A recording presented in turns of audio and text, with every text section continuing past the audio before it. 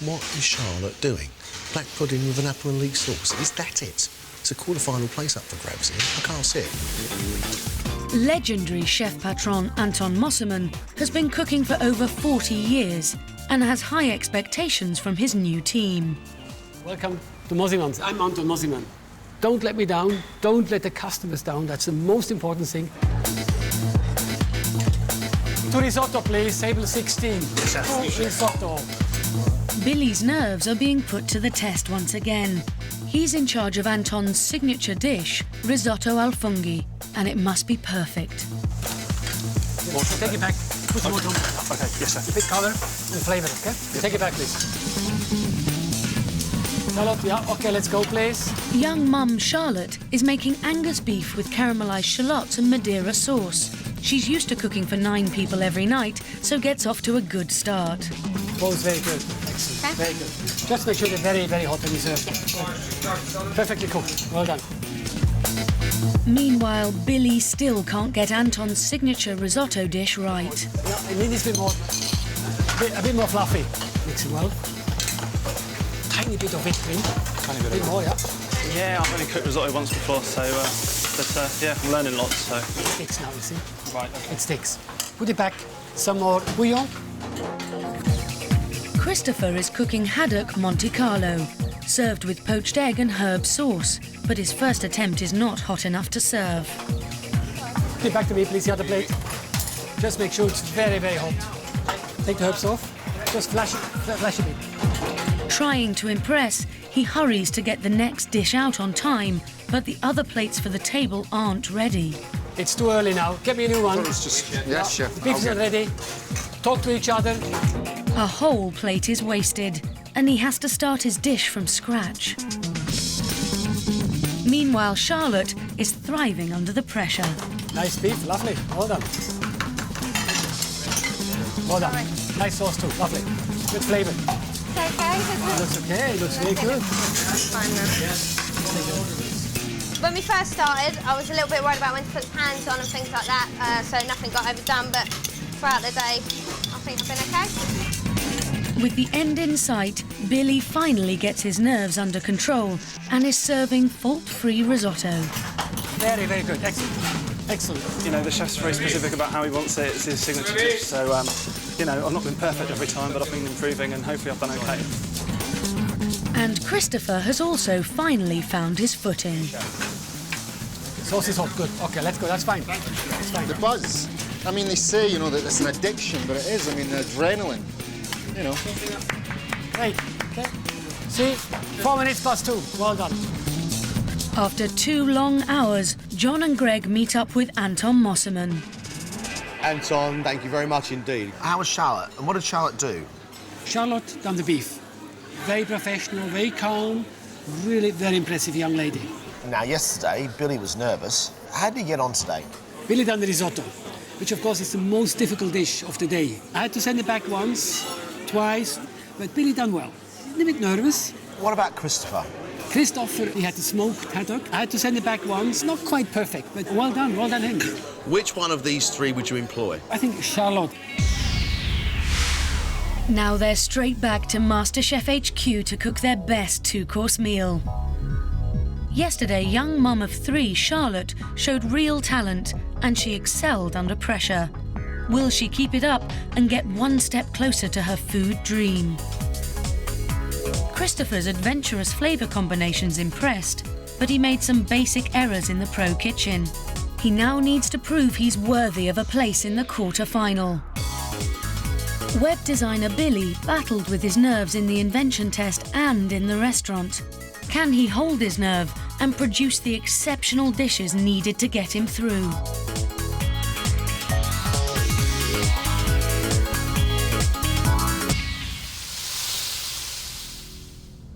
You've got 1 hour. Do it. Become a quarter-finalist. Off you go. They now have to cook a 2-course meal of their own design. Only one will win a place in the quarter-final. Charlotte is trying not to overcomplicate her menu, but still wants to show some original flair. What are you going to do that's going to get you into a quarter-final, Charlotte? I am doing black pudding with apple apple and leeks and a cider mustard sauce and apple tart tartine. Do you think people may accuse you of taking it a little bit easy? Everybody does steak, lamb, all that sort of thing's always done. I thought black pudding is a little bit different. Charlotte, you want to change your life. How important is it to you? Very important. It'd be a new start for all of us. What is Charlotte doing? Black pudding with an apple and leek sauce. Is that it? It's a quarter-final place up for grabs here. I can't see it. Billy's going all out to prove he's got what it takes by using some unusual ingredients and attempting a daring pudding. Billy, what are you up to, mate? Red mullet with samphire grass and sorrel sauce. Right. And then a hot chocolate fondant. Do you know that the road to the MasterChef final is littered with the corpses of failed chocolate fondants? Yes, I'd noticed that. But it tastes really good if you do it right. It's quite nice that we're actually able to get a sentence out of you today, Billy, because... I couldn't speak yesterday. I'm a lot less nervous. I'm likely to make slightly less mistakes today. And we'll see how it goes. Red mullet with the samphire and the sorrel sauce. Love the idea of it. And then classical chocolate fondant raspberry sauce. Good idea, as long as that fondant works. You have 15 minutes left. Christopher is combining classic Scottish dishes with some more of his adventurous flavour combinations. And what are you going to cook for us? I'm doing a version of Cullen skink, and I'm doing duck breast with pearl barley with leek and orange. Tell us exactly what Cullen skink is. Cullen skink is a traditional kind of peasant Scottish soup, which is made smoked haddock, potatoes, onion and cream. What type of cook do you think you are? Adventurous. You know, I'll try different combinations. You know, sometimes they work, sometimes they don't. Christopher, for me, has got a very, very exciting menu, the Cullen skink soup. And they're exciting ingredients he's got going with that duck. Orange, saffron, pearl barley, whiskey. I can't wait. 2 minutes, guys.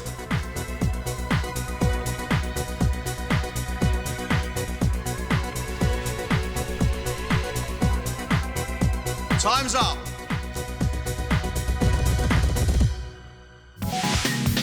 Billy has made pan-fried red mullet with sorrel sauce on a bed of samphire grass, followed by hot chocolate fondant with raspberry coulis.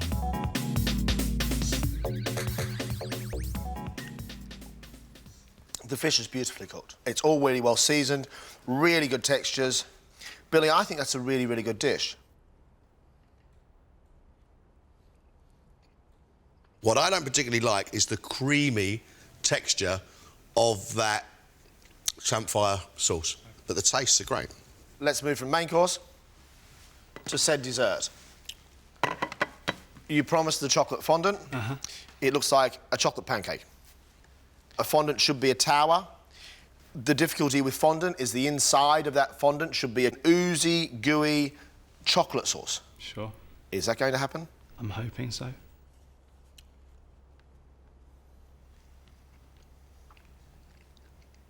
It's like eating a bit of undercooked cake. Sure. For me, it's not a true fondant.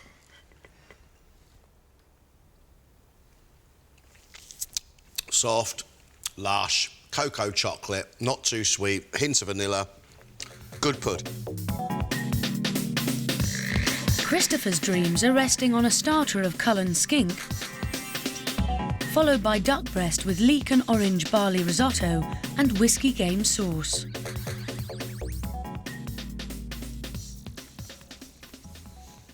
It's not bursting with flavour. That's lacking some guts. I am in total agreement with my learned friend. It needs some flavour to bring it alive. It's deep and it's rich and it's soft and it's good. Flavour-wise, that's pretty full on. Quite exciting. The duck is cooked really nicely. It is strong, really well done. The flavours are brilliant. Charlotte has made a main course of black pudding with leeks and apples, followed by an apple tart tatin. You don't need to present food in this way to impress people because you are obviously quite a good cook. I didn't want to do something everybody else had done. Simple as that. But Charlotte, you know that this might be your undoing, don't you?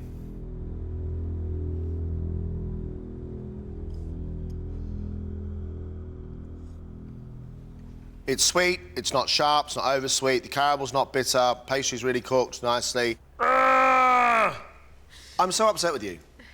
Because your tartatan is the sort of cook I always thought you were. Hallelujah.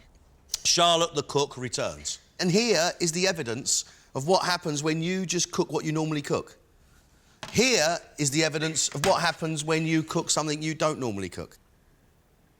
So don't be different, just be good. Four at the same time. If you do them one by one, we'll be here till Christmas. It's ridiculous. Absolutely ridiculous. 2 mixed grill, these guys are about to walk out. 5 minutes! The backlog of orders is causing Joe to panic, and disaster strikes. We are losing the plot today. Joe's dropped all the lamb on order, and the customers will have to wait for her to re-cook it. I need 3 mixed grills, then another 3, then 2. Don't drop any more. Yes, chef. I don't think I've done very well. I don't think dropping things was part of the plan. Chantal is still thriving under the pressure, staying calm and getting all her dishes out on time. 1, 2, 3, 4. OK, good. I'm loving today. I'm not going back into an office. Meanwhile, James has got hold of his nerves and is producing perfectly presented plates. Chef. Awesome. Good start, good finish, middle shaky. After 2 long hours, John and Greg meet up with Jason. Were our guys better or worse than you thought they were going to be? Pleasantly surprised. They were certainly very keen and wanted to be there, and actually they were a pleasure to work with. Tell me about James. James started off magnificently. The attention to detail on his plates was fantastic. But as the pressure built up, he got a bit sloppy. However, once he got through his busy bit, his last few plates were fantastic again. So he really wanted to do it. You could see that there was pride there. He wanted to do it. Tell me about Chantal. Chantal actually did very well. Chantal we gave the fish dish to do. She cared about it. Jason, tell me about Joe. Joe during service was the expensive one because a lot of the lamb fell on the floor. There were several portions of the lamb that were burnt. I think the issue with Joe is there just wasn't that thinking forward. If you had to employ one of our guys, who would it be? If I was going to employ one of them, I think it would be Chantal.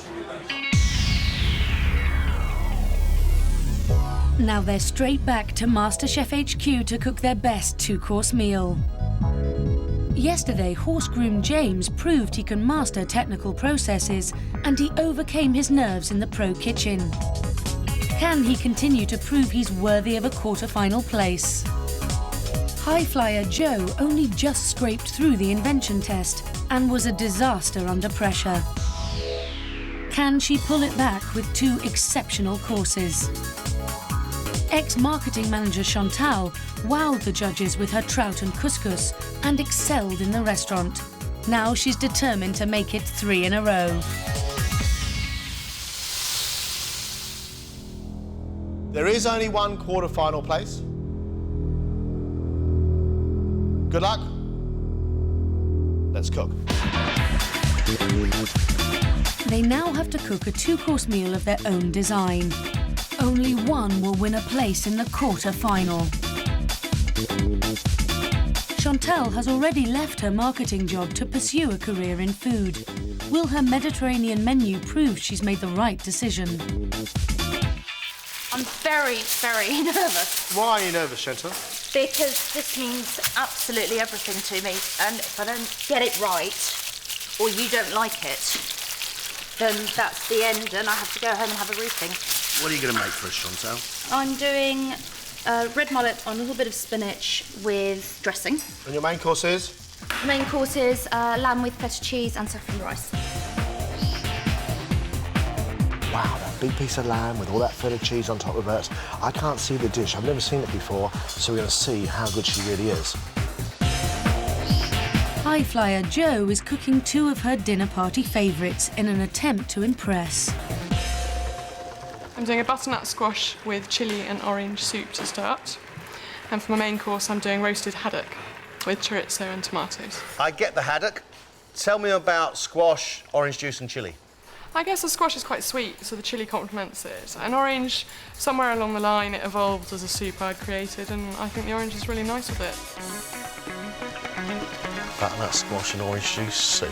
Yeah, ghastly. Haddock and chorizo sausages, tomato. Lovely, lovely idea.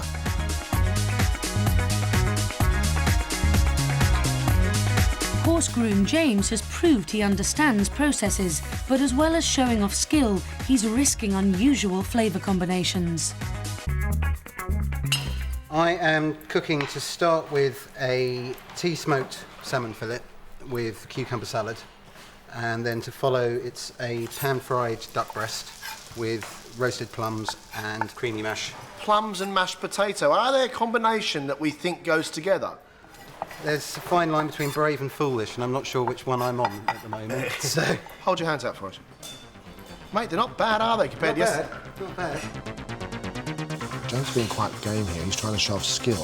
His combinations are interesting ones and very, very daring.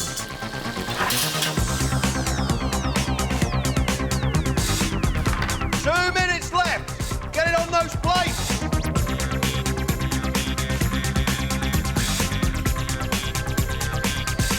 That's it.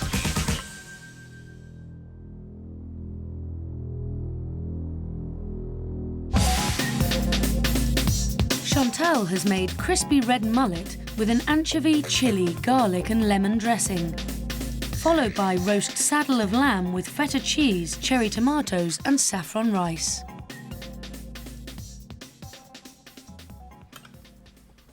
The fish is cooked really nicely. The flavour of the sauce is one of garlic and fresh lemon, which is really nice. It's very good, Chantal, very good. Thank you.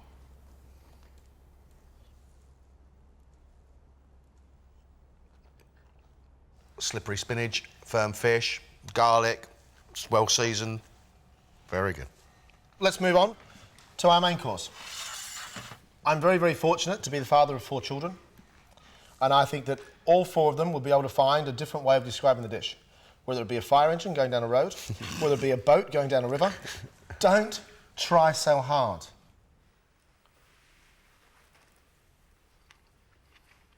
The sweetness of those tomatoes with the rice, the acidity of the cheese, the sweetness of the lamb, for me is just a little bit too much.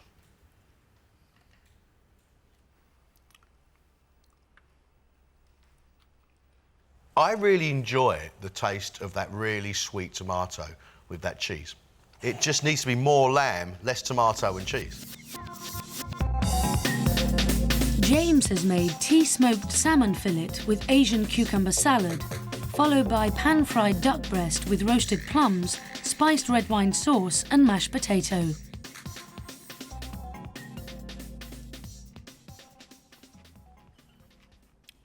Beautiful, really beautiful. The flavour's absolutely right. You are doing very, very well indeed. Thank you.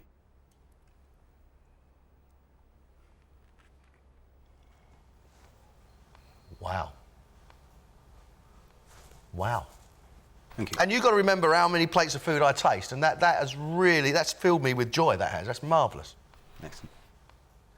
Bring in your main.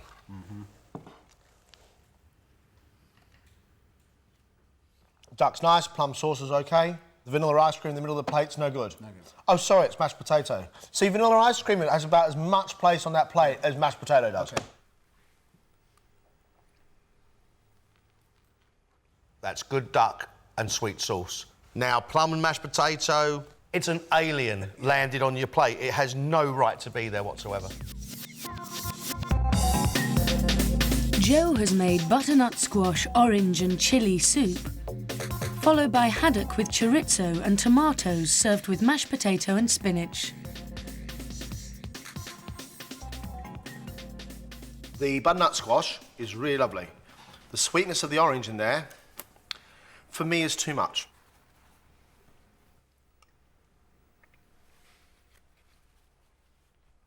No. No, I don't want soup that sweet. Okay. From soup to main course. Now, there are 3 things in food that I can't stand, and all 3 of them are lumpy mashed potato. You're better off not serving something that's gone wrong.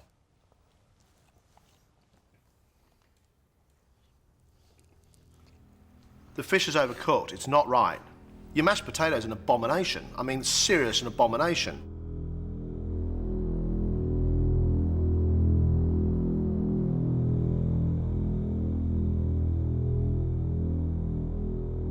Our quarter-finalist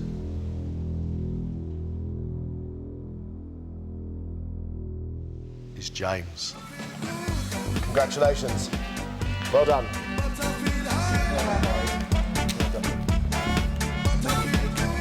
The potatoes are finally cooked, and Johnny and Sheridan make their way up to the canteen.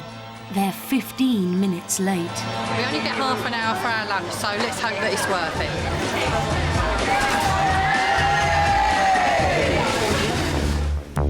20 minutes later than expected, James and Emily start to prepare their dishes.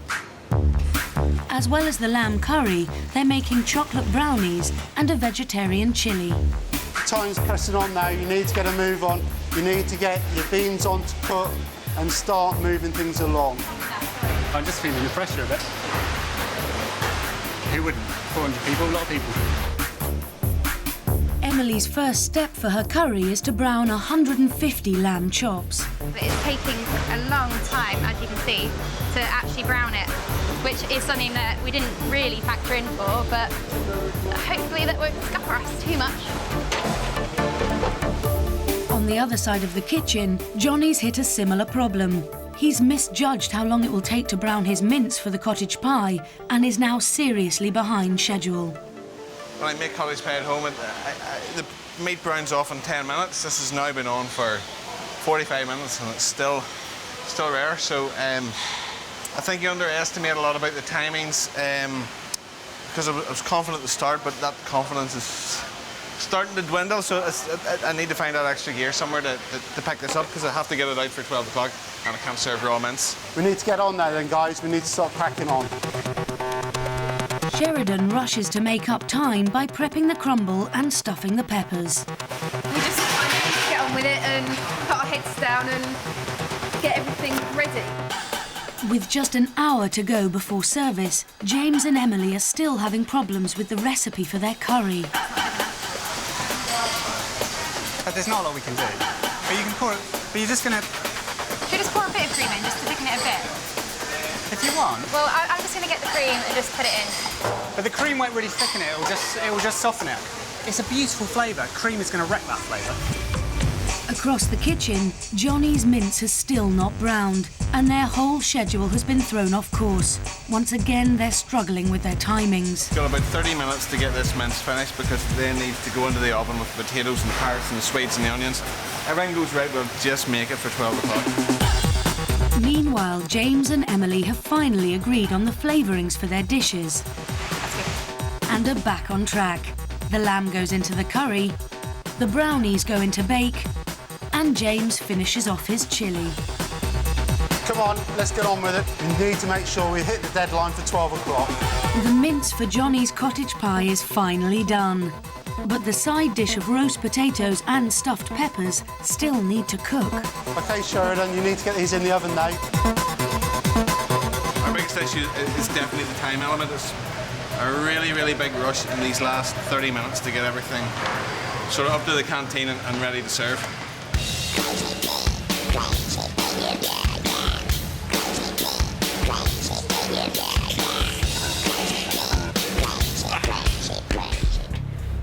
It's now 11:50, and the teams have just 10 minutes before the staff arrive for their lunch. It's not all finished, it's not all done. I don't quite know what happened, but I'm cross and rushed and hot and stressed and... So this is our hot plate here. Basically, we get our meat in there now. Oh, we just get it all in there? OK. Emily and James make a last-minute sprint to the finish and load up their trolley. OK, guys, you've got 5 minutes now. But Johnny and Sheridan aren't ready to go. We're just waiting on the potatoes. Everything else is done, it's just the potatoes. You need to get your meals into the trolley, ready to get upstairs. As the hospital staff start to queue for their lunch, Emily and James make their way up to the canteen. I've never driven one of these before.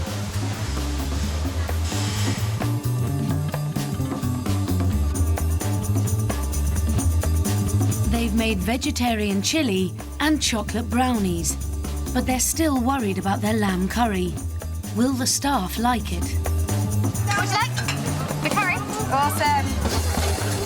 But the doctors and nurses who want to choose Johnny and Sheridan's menu are left to wait.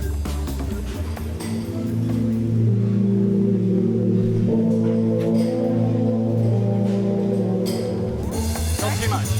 Not too much, no. Nice. Thank you, man. It's very, very hot. The plate. The potatoes are finally cooked, and Johnny and Sheridan make their way up to the canteen. They're 15 minutes late.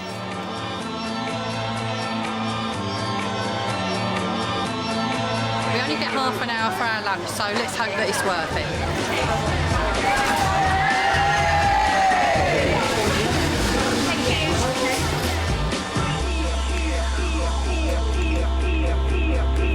Once set up, Sheridan starts to serve the crumble, cottage pie and stuffed peppers, whilst Johnny tries his best to make up for lost time.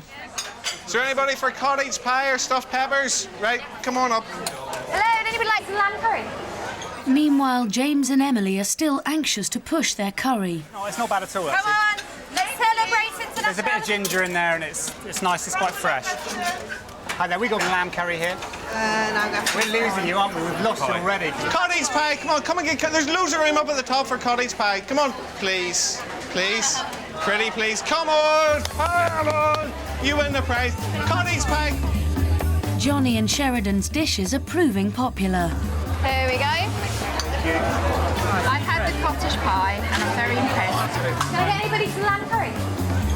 And despite their fears, James and Emily's lamb curry recipe has also gone down well. Enjoy. What can I do? That was very nice. It was just nicely spiced. With 400 staff fed and watered, the semi-finalists have had their first taste of cooking at this level. Ah, brilliant. We did it. But have they shown they have the potential to become a professional? I'm most surprised at the quality of their work. Johnny and Sheridan started off really well. They seemed to gel right from the very beginning, and from the off they were quite determined what they were doing. They tended to sort of lose their way a bit towards the end. They didn't plan their time properly, and that resulted in them being late for service. I want to know about James and Emily as a team. James and Emily started off a bit rocky, and they seemed quite confused at the task they were given and what they had to do. Once they got to grips with that, they seemed to gel a lot better, and towards the end worked brilliantly as a team. Who sold the most food? Johnny and Sheridan. They really hit the target. But I believe that the clear winners here today, from my perspective, is certainly James and Emily. They worked well as a team, and they were on time.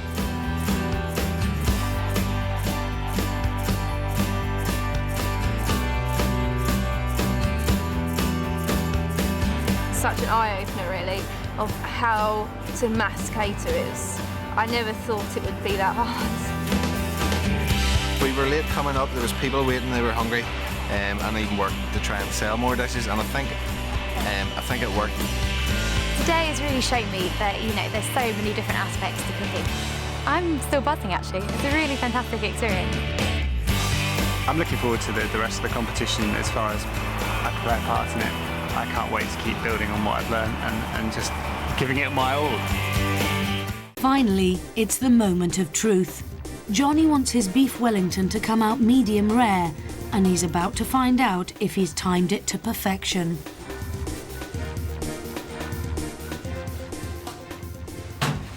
Super. That is beautiful. I'm chuffed a bit. So happy. With just over an hour to go, Johnny's well into preparing the main course, beef Wellington with Madeira sauce. The biggest pressure for me from the cooking element of this, I think, is when we get to the function. It has to all be finished off there, and I'm going to struggle. Johnny has set himself an absolute massive task, and that frightens me a little bit. For dessert, imaginative cook Emily has created an unusual dish of mandarin sorbet and gingerbread with an apple coulis and a gingerbread jelly. With only half an hour left to finish, she's got a huge volume of work to do, squeezing dozens of oranges and minutely preparing the apples. Emily, how are you doing? I'm a bit behind.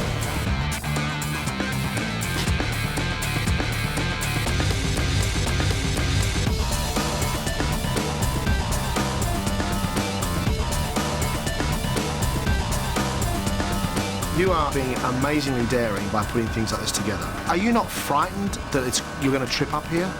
Yeah, I could trip up, but you have to do what you think is right. She's unbelievable. I hope the customer understands her. We're always amazed by her thought processes and the way she invents the dishes she does. Will those guys get it? You've got about 15 minutes to go, quickly as possible. If they're going to serve on time, the semi-finalists now have to start packing everything up to transport it across the city. So we're frying cod fillets, which are there, sitting on a bed of samphire, which is there. The last hour just went sort of more quickly than I've ever experienced.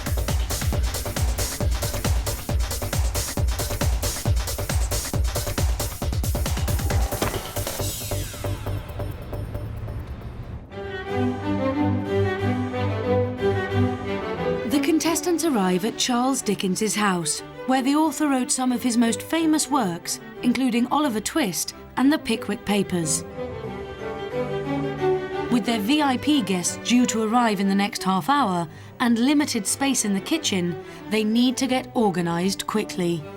You need to get in the oven to get your starters done. You need to get in the oven to get your meat done. Work out the timings between you.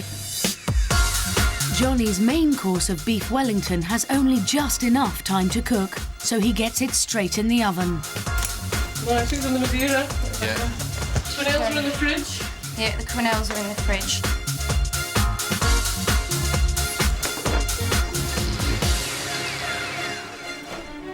It's 15 minutes before dinner is due to be served, and the judges of the Man Booker Prize have started to arrive. Among them, Ian Trewin, former literary editor of The Times, Giles Foden, author of The Last King of Scotland, and Jonathan Taylor, chair of the Booker Prize Foundation. But there's already a problem with the starter.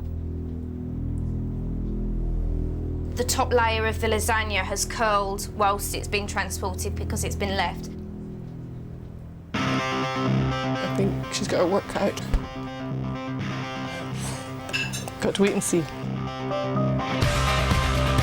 With the clock ticking, she has to replace the pasta disc on top of each portion. I need to get them out 5-2. Sheridan's rushed to be ready to serve up on time, but one of the guests hasn't yet arrived. But it's always a bit worrying. I'm just really worried that something, you know, the longer I wait, there's more chance for something to go wrong. Finally, Sir Howard Davies arrives, director of the London School of Economics and this year's Booker chairman. If you want to start plating.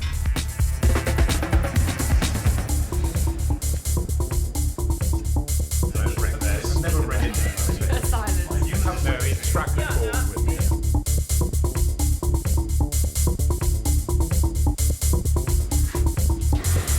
Careful, because that quenelle could fall off.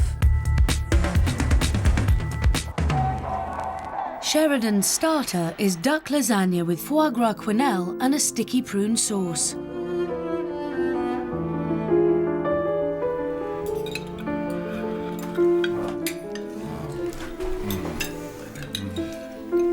The foie gras mousse and the sticky prune sauce. They're rather exciting. Very tasty. Pasta's done well, but I think the presentation would have been significantly improved with some kind of greenery around it. I've really enjoyed it, but I'm kind of glad that it's over. James is next up with his fish course. He's very good on timing. He's a lot of items to get on his plate. It's very difficult to cook the fish just because that's just how you want it.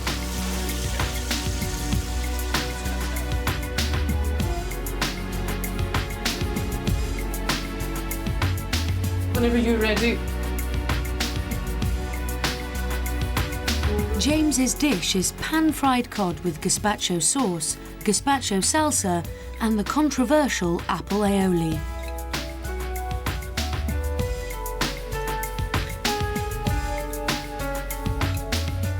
I must say, I'm eating this with huge pleasure, and I think there's great freshness about everything.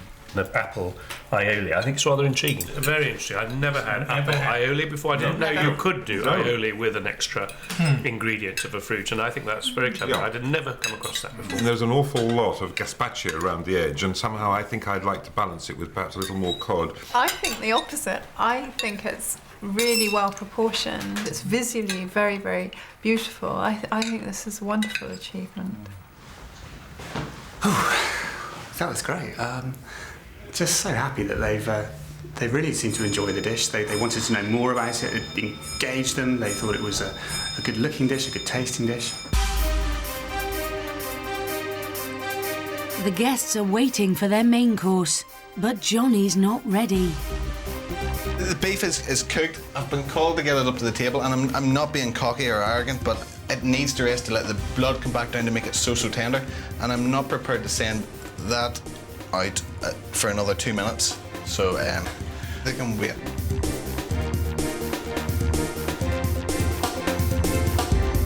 Finally, it's the moment of truth. Johnny wants his beef Wellington to come out medium rare, and he's about to find out if he's timed it to perfection.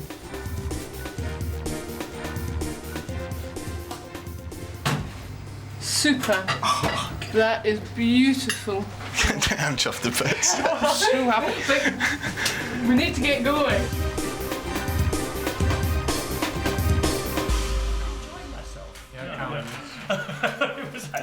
Here we go. Right, let's dig in. Perfect colour.